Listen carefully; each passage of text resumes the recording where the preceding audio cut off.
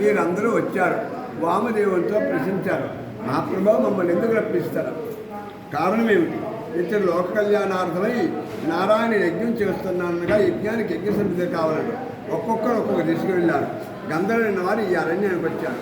ఈ అరణ్యంలో ఆనాడు ఎవరు ఉండేవారు? సవరవారు, ట్రైబల్స్, నాగరికత లేనివారు, చెట్టు ఆకులు నీటోలని శరీరం పట్టుకుండేవారు. కొంతమంది లగ్నం చేయంత ఉండేవారు. ఆ కోయికల్ని ఈ గంధర్వులైన వారు చూసి మోహించి పక్షులు అయిపోయారు. వామదేవ మహర్షి పాపం వచ్చి, నా యజ్ఞాన్ని మీరు భంగపరిచారు కాబట్టి ఏ కోయికల్ని చూసి మీరు మోహించున్నారో ఆ రూపం వచ్చుడు కాక చెప్పించేశారు. ఈ గంధర్వులందరూ సౌరవారయ్యారు. నారద వల్ల తెలుసుకున్నవాయి వామదేవ దగ్గరకు శరణు వేడారు. నా సేవ మోహము ద్వాపరుకి అంత్యము కలియుగ ప్రారంభంలోన స్వామివారు ఎప్పు చెట్టు మానలో ముఖం దాల్చి పంపిస్తాడు. ఆ ముఖ దర్శనం ఏనాడు కలుగుతాదో ఆనాడే మీరు మీ లోకాలు వెళ్తారు.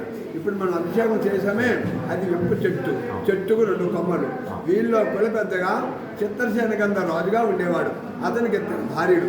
పెద్ద భార్యగా కొమ్మ, చిన్న భార్యకు కొమ్మ ఇచ్చాడు. పెద్ద భార్య సుశీసుపతి లేకుండా తుడిచివేయి గానం ఎప్ప చెట్టుకి ఎప్ప పువ్వులేరాలి. ఈ పువ్వులు తీసుకుని ఈ వంశధారాన్ని దొడ్డడం సుమంతుడైన సావుకారు ఉండేవాడు. గమగారు చౌరంలో ఇచ్చాడు. చిన్న భార్య ఎదురేదు నదిలో స్నానమాచించి విభూతి ధరించి ఓం నమ శివాయ అని మంత్రజపం చేస్తుండగా ఖచ్చితంగా బంగారం పువ్వులు రాలి. ఈ పువ్వులు తీసుకుని సావుకారికి అవగానం సాయిత పువ్వు సన్నవించాడు. భర్త ఈవిడంటుకు రోజు ఆవిడంటూ భోజనం చేశాడు. ఇద్దరిని సమానంగా చూసుకునేవాడు. ఒకరోజు ఇద్దరు సంవత్సరం సావుకారు దగ్గర కలుసుకున్నారు. సావుకారు ఇచ్చే సామగ్రిని చూసి పెద్దవారు వారులాగా తగులు పడ్డారు. రాజు చూశారు. ఒకరికి భార్య నుంచుండే నా బ్రతకంత భార్యలో ఒకలో కత్తీసాడు. చెట్టును ఛేదించేశాడు. చెట్టు పుట్ట స్వామివారి మూడు చేతైపోయింది. ఏ తాలూకా ముదులు భూములు ఉండిపోయిందో ద్వాపరికి అంత్యము కలియుగ ప్రారంభంలోనూ స్వామివారు ముఖం దాల్చాడు. అందువలన ఇది ముఖలింగేశ్వరుడు. ఈ దేవాలయ నిర్మాణము చోళ టైంలో నిర్మించబడ్డది. చోళగంగ అనంతవర్మ మధ్యస్థుడు కామాడు. ఇది ఇప్పటికీ 2800 సంవత్సరాలైంది ఇది నిర్మాణం. కానీ స్వామివారు వ్యాపనం పెట్టారు. ఈ చుట్టూ అష్టదిక్పాలకులు ఇంద్ర, అగ్ని, యమ, నరుడు, వరుణ, వాయువ, కుబేర అష్టదిక్పాలకులు. మూలా నక్షత్రం, జ్యేష్ఠ, అశ్విని, మగా నక్షత్రంలో ప్రపంచంలోని ఒక దేవాలయం. అందువల్ల దక్షిణ కాశీగా పేరు వస్తుంది. వెనకటి బావిలాగా ఉంది. కోరికలు నెరవేరేది. సంతానం లేనివారు, కళ్యాణం లేనివారు, ఉద్యోగం లేనివారు, వ్యాపారంలో నష్టం ఇచ్చిన వారు ఎవరైనా మనస్ఫూర్తిగా నమస్కారం చేసే సంవత్సరంలోపే ఏ కార్యమైన నెరవేరుతారు. ఆ నెరవేరిన తర్వాత ఎవరి శక్తిని బియ్యం పోశారు.